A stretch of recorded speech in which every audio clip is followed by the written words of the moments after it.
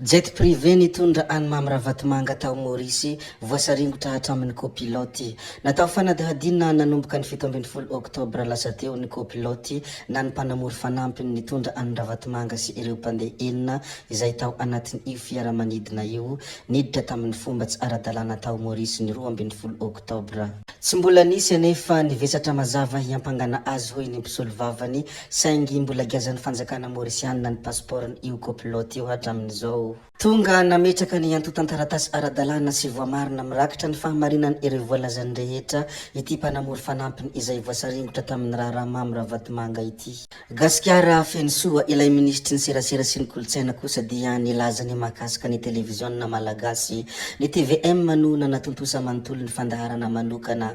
Ny ekipan'ny TVM no nanatontosa manontolo ny fandaharana manokana izay nirahana tamin'ny filohan'ny fanavozana Mikael Randrianirina fa tsy naka olona avy any ivelany hoy ny ministry ny serasera sy ny kolotsaina Andriamatoa Gasikara Fensoa. Ekena hoy izy ny tsy fahatombanana ary raisina avokoa ny fanamarihana ho fanavozana fa mirehareha kosa amin'ny mahafahita lavim-pirenena ny TVM no nanatanterahana ny asa manontolo. Nanaikitra ny mpitandro filaminana Irina Rakotomanga hoy ny ministry ny fitsarana Ramatoa Fanirisoa Erinaivo.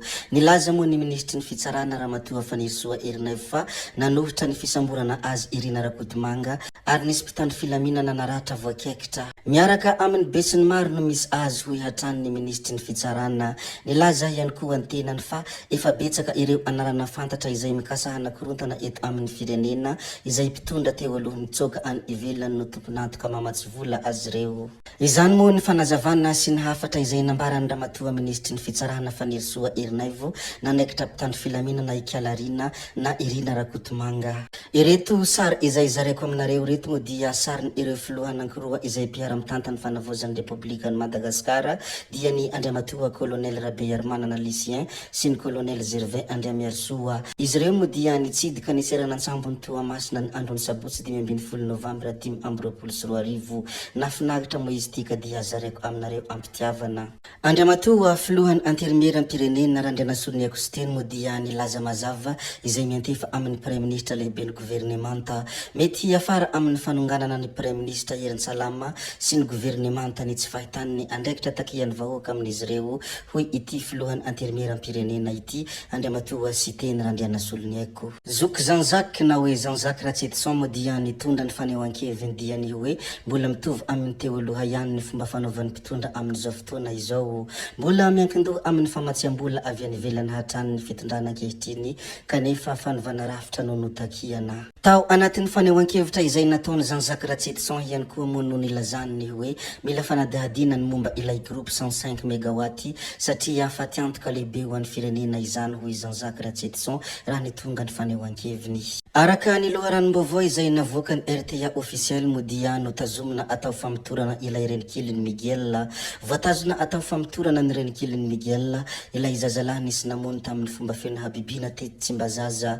Nambarany fianakaviana fa tsy dia niraharaha ilay renikiliny tamin'ny fotoana tsy nahitana ilay zaza. Nolazain'ny fianakaviana ihany koa nahitana raha tao amin'ny trano vao ahorina tsy lavitra azy ireo ary rehefa nojerena ny caméra de surveillance teo anelanelan'ny finance sy ny Setex dia nahitana olona telo mifampitsilo amin'ny lampe de poche teo amin'ny ilay toerana nahitana ny fatiny Miguel.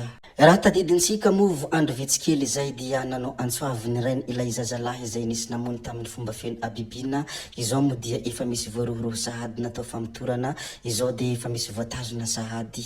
Ny ministra Lilson René de Roland moa dia tonga nanotrina ny Premier Ministre tao Tsimbazaza.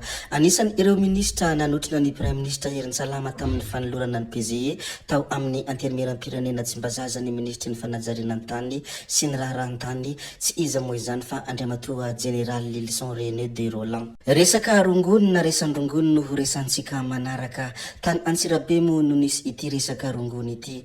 Rongony 30 gony milanja 27 kilao no sarona. Rongony 30 gony milanja 27 kilao nentina fiara-pitatitra entana iray avy any amin'ny faritra atsimo no tratehaky ny polisy pirenena tao mandany resaka Antsirabe.